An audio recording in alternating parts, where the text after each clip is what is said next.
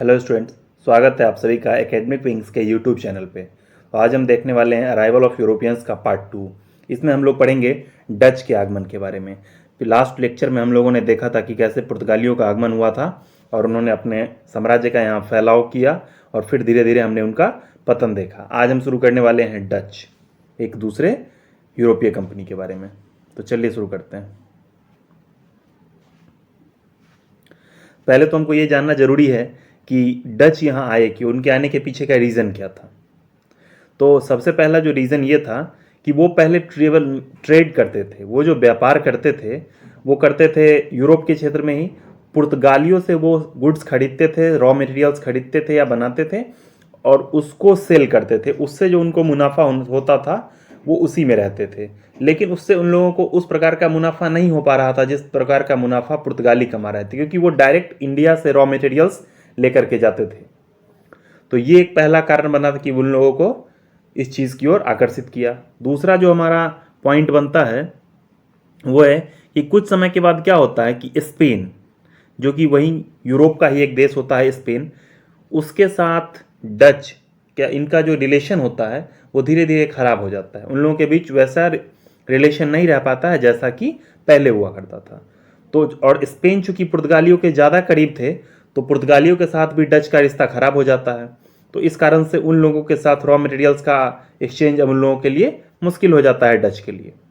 तीसरा जो हमारा पॉइंट था कि जिस तरीके से पुर्तगालियों ने शिप मेकिंग या शिप बिल्डिंग के क्षेत्र में अपने आप को आगे बढ़ाया, उसमें एडवांसमेंट लाया उस टेक्नोलॉजी में, और उसके बाद वो वॉयस की ओर निकले, वॉयस या south east Asia, Cape of Good Hope, इन क्षेत्रों में जो निकले, तो सेम यही चीज़ डच के साथ भी हुआ। डच भी शिप बिल्डिंग में आगे बढ़े और वो भी केप ऑफ गुड होप के आसपास के क्षेत्रों में साउथ ईस्ट एशिया में ट्रेड करने का विचार उनके मन में भी आया। तो इन सभी कारणों से वो लोग इस क्षेत्र में, दक्षिण पूर्वी एशिया के क्षेत्र में और ज़्यादा मुनाफा कमाने के उद्देश्य से आगे बढ़े।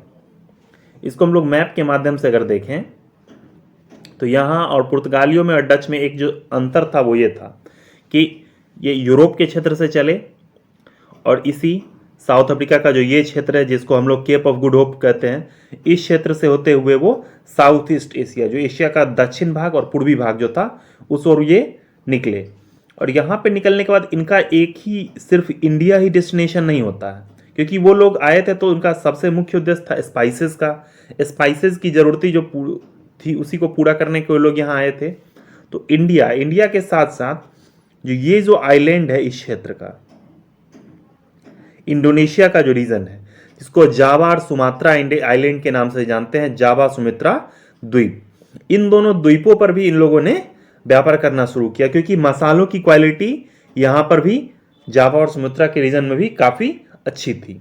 तो इन लोगों ने सिर्फ और सिर्फ अपना एक ही जंक्शन नहीं बनाया इंडिया को, इन लोगों ने इंडोनेशिया के क्षेत्र में, और स्पाइसेस के लिए ये लोग ज़्यादा जो डिपेंडेंट रहे वो इंडोनेशिया के क्षेत्रों पर रहे।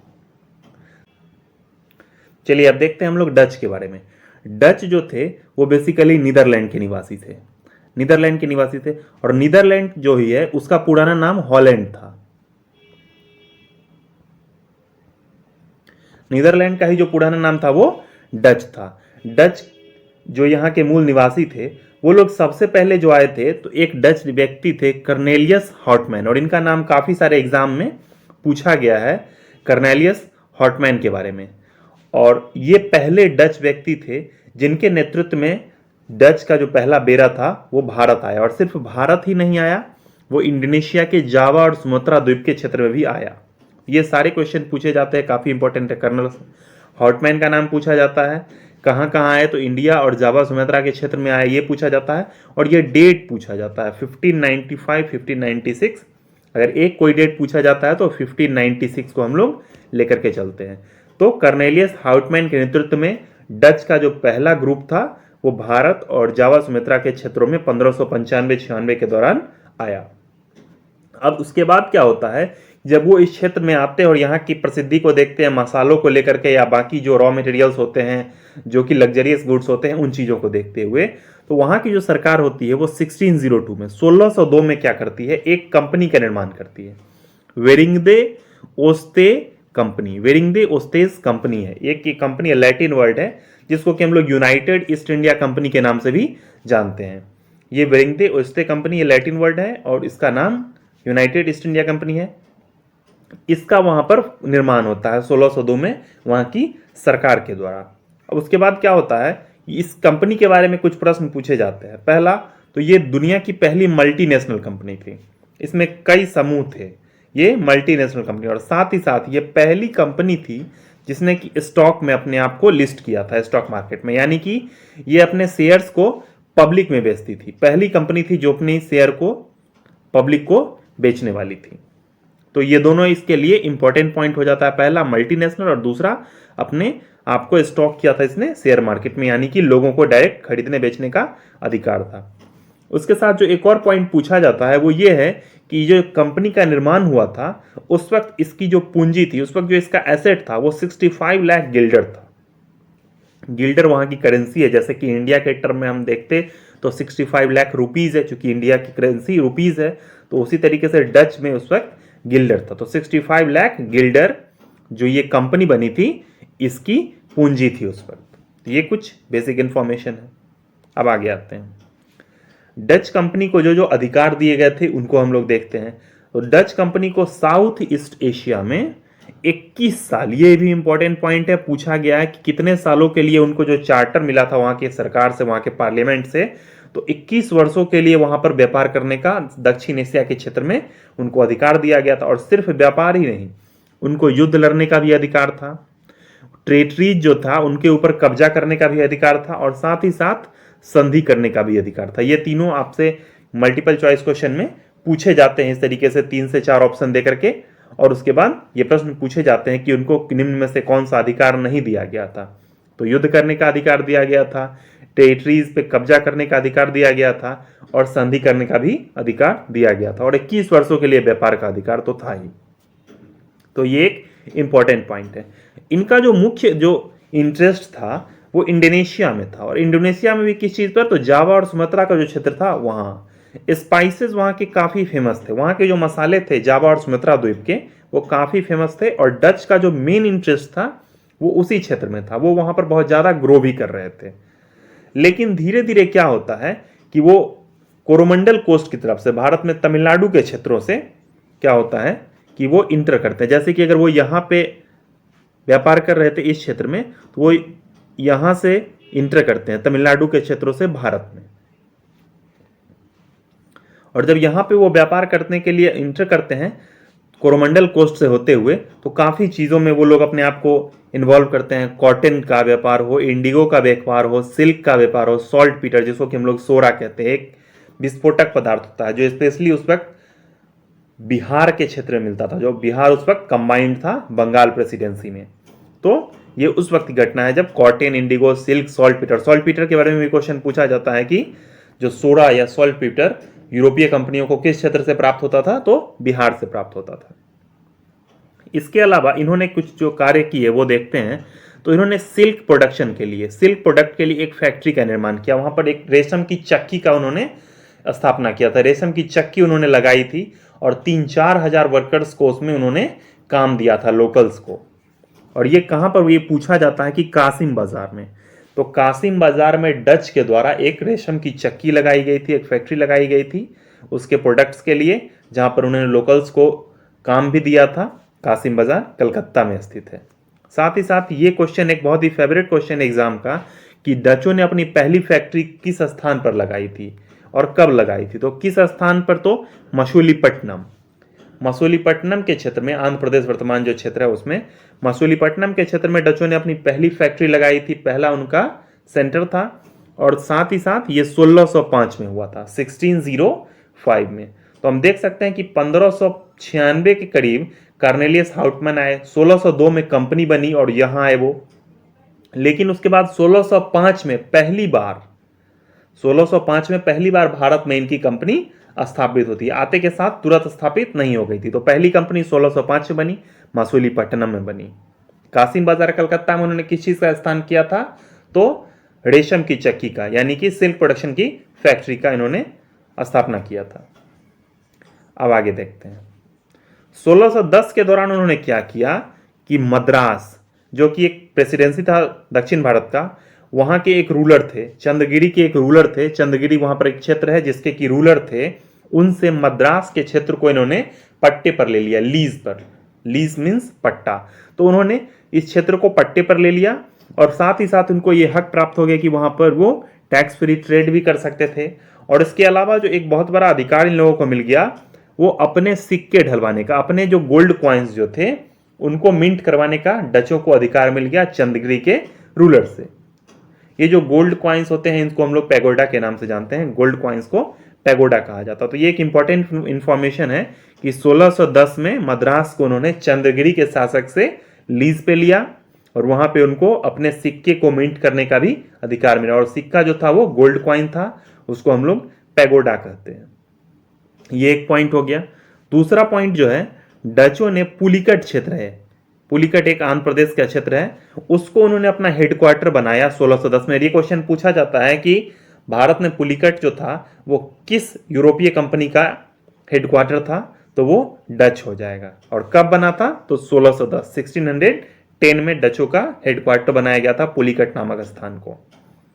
इस बीच क्या होता है कि 1600 के आसपास ब्रिटिश जो थे, एक और यूरोपीय कंपनी, वो भी भारत में आ चुके थे, अपना प्रवेश कर चुके थे, जिसके बारे में हम लोग नेक्स्ट सेक्शन में देखेंगे।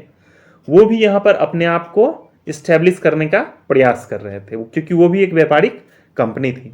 तो जाहिर सी बात है, अगर दो व्यापारिक कंपनी एक समय पर एक ही मकसद से अगर आप आपको इस्टेब्लिश करना चाहेगी और दोनों का मकसद कहीं ना कहीं व्यापार ही था, मसालों का व्यापार एक बहुत बड़ा वर्चस्व की लड़ाई बन गई थी इन लोगों के बीच में, तो दोनों के बीच राइवलरी शुरू हो जाती है दोनों के बीच। और ये काफी दिनों तक चलती है, लगभग 7 डिकेड तक चलती है दोनों के बीच राइवलरी। हालांकि एक जैसी नहीं रहती है, बीच बीच में बहुत ज्यादा तेज हो जाती है और उसके बाद छिटपुट ये घटनाएं होती रहती हैं। और इसमें हम कहीं ना कहीं देखेंगे कि ब्रिटिश जो है वो ज्यादा भारी पड़ते हैं डच के ऊपर। तो इसमें क्या होता है कि काफी सारे युद्ध भी लड़े जाते हैं उन लोगों के बीच में। 1652 के समय से लेकर के 1674 तक अंग्रेजों और डचों के बीच में काफी सारे छोटे मोटे युद्ध लड़े जाते हैं। वो सिर्फ इंडिया में नहीं, इंडोनेशिया में भी, इंडिया से लेकर के इंडोनेशिया तक के क्षेत्रों में काफी सारे युद्ध लड़े जाते हैं।